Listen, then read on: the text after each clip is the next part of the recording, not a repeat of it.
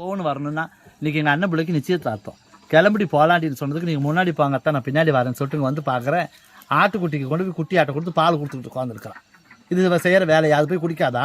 சரி இப்போ வந்து நீங்க கிளம்பிட்டீங்க, அப்படியே வாங்க சம்மந்தம் பேசிட்டு வந்துடலாம். போய் யாருக்கு? உங்க ஆத்தாளுக்கு வேலை சம்பந்தம் பேசினா தான் இனிமேல் போய். ஆண்டி எங்க தம்பிங்க 2 பேர் இருக்காங்கல்ல, அவங்க 2 பேர் பார்த்தாச்சு. அந்த பக்கம் இடிச்சு போடுவாமா சொல்றதை கேளுங்க ஆண்டி, அங்க பாருங்க 2 பேர் நிக்கிறாங்க, வாங்க அவங்க கிட்ட என்னன்னு கேட்பா. அந்த பிள்ளைங்க 2 பேர் போய் இவளுங்க. ஆமா இவளுக்கு 2 பேர் தான், இவல்ல தான் இவங்க 2 பேர். ஏமா அந்த பையனை கட்டிக்கிறீங்களா? வேணாம், உங்க குடும்பமே வேணான்ட்டு போறாங்க. இல்ல இல்ல அதுக்கும் தெரிஞ்சு போச்சு நீங்க கேவலப்பட்ட குடும்பம். வெக்கம். ஏமா இவங்க தம்பியை கட்டிக்கிறீங்களா? ஏய் வேணான்ட்டு போறாளுங்கம்மா. அதாவது ஆனா கருப்பா இருக்குதா, அவ நல்லா கலருங்க ஆண்டி. காரி துப்பிட்டு பேசி வேணாம்னு உங்க குடும்பத்தை வாத்துக்கு கூட தெரிஞ்சு போச்சு. உங்க குடும்பம் வாத்துன்னு சொல்லாதீங்க, பச்சை குழந்தைங்கள வாத்துன்னு சொல்லி